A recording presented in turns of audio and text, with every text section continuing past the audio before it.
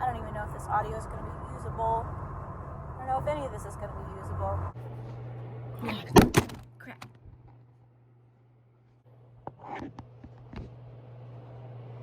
Alright, I have to hold it like this. Sorry. I'm editing this video. Oh, hey guys, it's Britta. I'm editing this video, and I recorded it when I was driving to Tennessee to see my sister from South Carolina. Yes, don't record and drive. That's not the most smartest thing I could have done. But sometimes when I'm by myself and I'm driving on these long distances, I just get hit with this inspiration, and this topic just came up to me, and I just went with it. So I don't know if you guys can hear it very well. I apologize if not. I try to clean up the audio as best that I can, but I am not very proficient when it comes to audio. It's something I'm still learning and working on. So I do apologize in advance for kind of the sound of this video. But if you can deal with the sound, I think that it is worth a listen. Let me know what your take is. Which perspective do you hold? Is there such thing as free will, or is there not such thing as free will?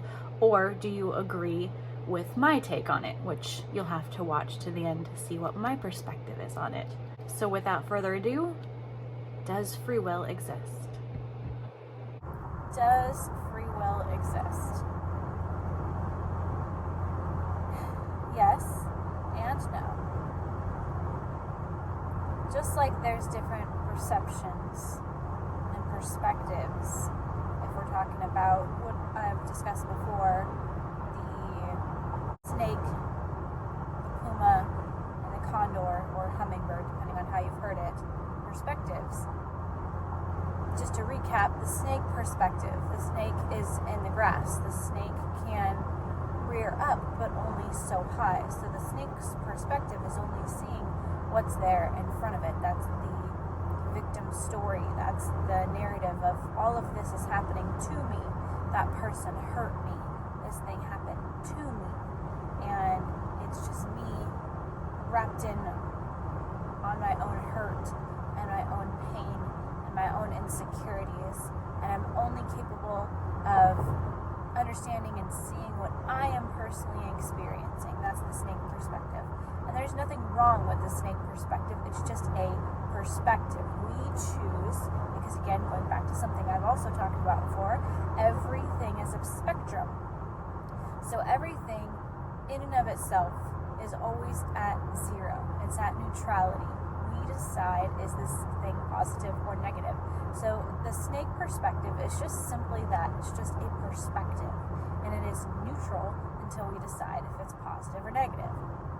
Then the puma perspective, the puma can climb trees. The puma can go on top of the mountain. The puma can have a slightly broader perspective, and that perspective tends to bring in compassion. Because now we can see our side of it, because when you can move lower so you can still see and understand what the snake is seeing and experiencing, but you also have the vantage point of a higher perspective. So now you can see the other people involved, you can see their suffering, you can see their motivations, you can see what happened to them that may have caused them to do this thing, to act this way, to respond this way. You can see events as they unfold, why situations happen, things that happen in our economy. Why did you lose that job? What impacted what, which led from there to here. So the puma gives you a much broader perspective as far as that goes. And then you move into condor or hummingbird, depending on which way you've heard it. And both of them are the same.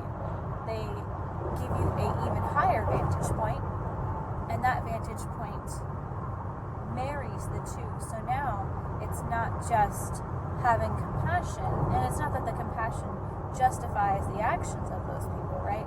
It's from the puma perspective.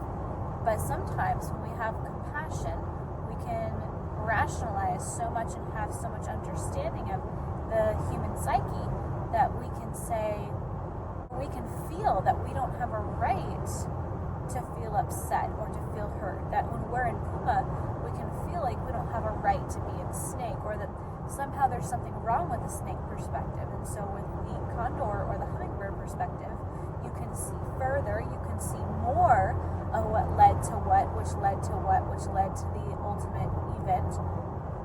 And you hold the snake perspective and the puma perspective simultaneously. What does that mean? That means that you are honoring your emotions, you're honoring your feelings, and you're simultaneously able to hold compassion and understanding. For example, somebody does something to you and hurts your feelings, and you start to lose faith in your own ability, you start to have self-doubts.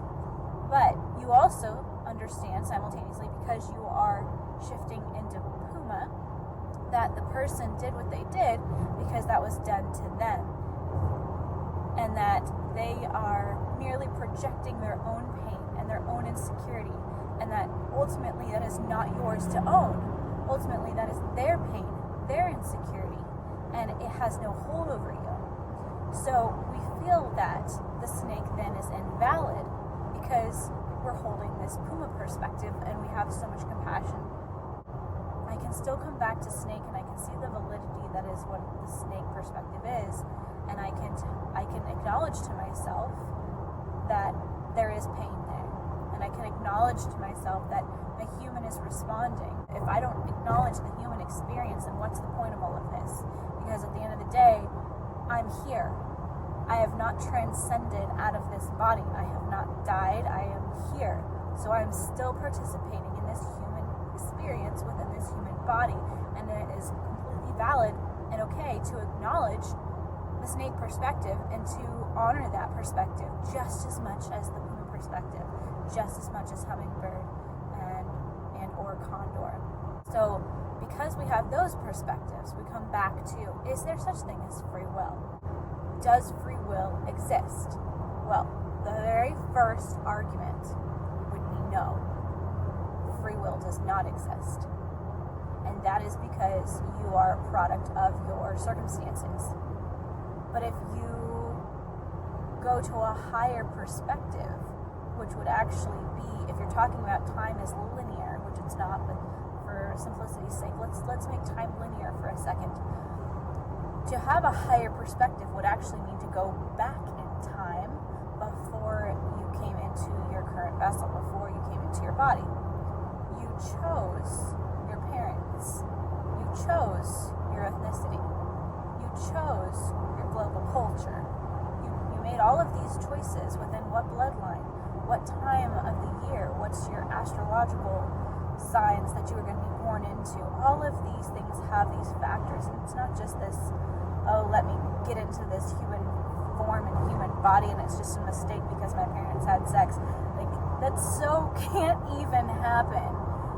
It's so, the odds are just astronomical. So then, if you subscribe to that belief system, which I personally do, you made the choices. So therefore, yes, you had free will. Ultimately, you had free will to come into here, and then you entered into the veil of forgetting, and you tried to set yourself up the best that you can to have all of these signposts along the road, and maybe you're going to remember who you are, and maybe you're not going to remember who you are, because maybe not remembering who you are is part of the authenticity of the experience. I've also talked about this before. If you need to experience, or you choose to experience fear, you cannot remember who you are, or you lose the authenticity of that experience. Because if I remember who I am, but yet I want to experience what it's like to feel fear, fear is no longer fear when I remember who I am. So there are parts of our experience that must remain authentic. They can only be authentic if we're entering into this veil of forgetfulness. So by zooming in to the past, or truthfully taking a step up to a higher perspective, zooming out, going into a higher vantage point, we're able to see the past, quote unquote past, if we're talking about linear time. So then the argument is not that you are a product of your circumstances, and you're a product of your genetics, and you're a product of this and this and that. Now the argument is, yes, free will does exist, because I actually chose all of these things that would influence who I am, and the way that I respond to things, and the way that I experience life, and the way that my body handles a certain situation or doesn't handle a certain situation. So when you zoom out, you can say, yes, there is free will. So then we zoom out even further, and we're talking about the evolution of consciousness. You talk about the evolution of consciousness. If you're not familiar with the law of one, that is one of the best ways that I have seen it explained. And Aaron Abke, if you have not checked out his channel, I highly, highly, highly recommend checking out his channel and the Law of One playlist, which I'll put below in the description so that you guys can check that out, because it's the easiest. Like, he just puts it so simply. So if we're talking about the evolution of consciousness, then that essentially is the idea that everything is a spectrum, and we can choose our path of polarity. So there's the positive polarity, and then there's the negative polarity. And neither one is quote unquote bad. It's just, do you choose the path of service to self, which would be the negative polarity, or do you choose the path of service to others, which would be the positive polarity? Either way, if you choose the path of service to self and negative polarity, you can only go so far to the end of the negative spectrum, to where you are forced to turn around and come back up the spectrum and go to the service to others, positive polarity path. Say that 12 times fast. So when you are at the service to others positive polarity path, and you go all the way up the spectrum, the end of that spectrum is unity back with God, unity back with Creator. It's everything comes back to source.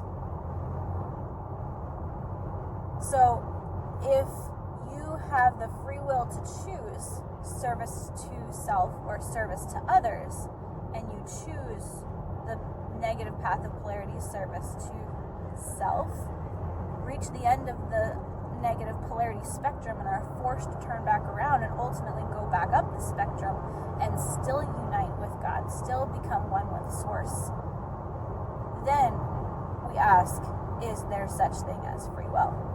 So first we said, no, there is no such thing as free will. Then we changed our perspective and we saw, yes, there is such thing as free will. And there's more that we can go into in between all of these. That's yes and no and yes and no, and proves the argument depending on the different lens or perspective that you're looking at this from. But these are kind of the major points of the argument, does free will exist? So in that terms, if you are destined, no matter what you do, to return back to God, to return back to source eventually, can you say that free will exists? Well, no. Free will then does not exist, because it doesn't matter what you do in the beginning or the end, it's all the same. Everywhere in between is where the free will exists, so it's about how you experience it, right? So you can say that yes, free will exists to determine how you experience it, but ultimately free will does not exist, because we are all destined to come back to source, come back to Creator, come back to God. However, there is a fourth option that still says free will exists. There are, if you look at quantum physics and you look at a lot of those different theories, it's not unknown that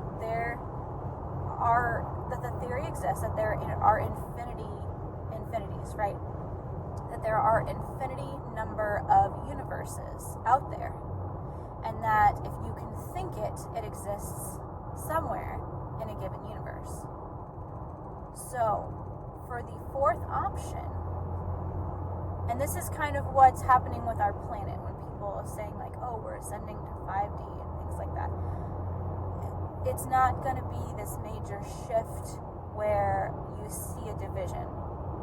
You will in some ways, but what ultimately happens is that when we've all lived our lives and we all come to the end of our lives, then our soul will decide, does it want to continue into the 4D and the 5D, or does it still want to continue into the 3D? And so what would happen is that it would reincarnate on another 3D planet somewhere.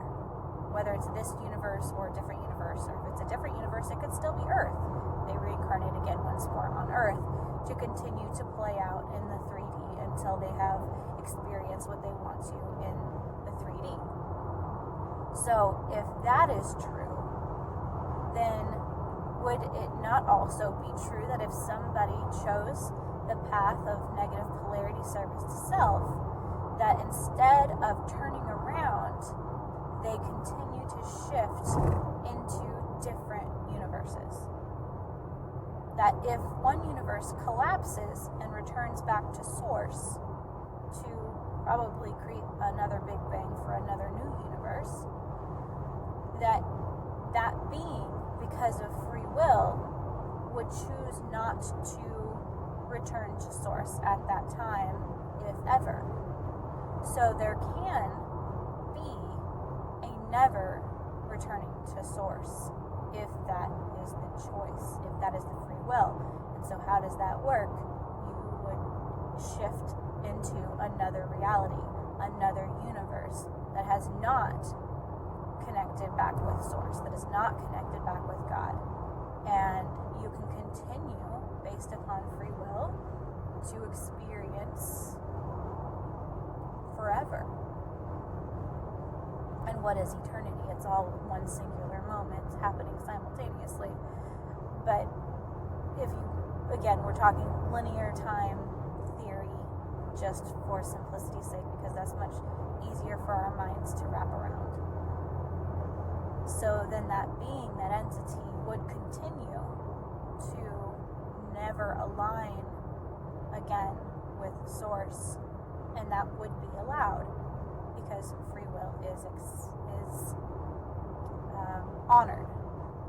So where a given universe may always come back to source, the beings and the entity, the consciousness within that universe all have free will to participate in connecting again with source, or shifting into a reality that is not connected with source, whatever is resonating at the same vibration as whatever they're aligned with, whatever they choose to experience, they phase into or shift into or go to wherever resonates best with what they choose to experience. So then you can say ultimately still free will exists.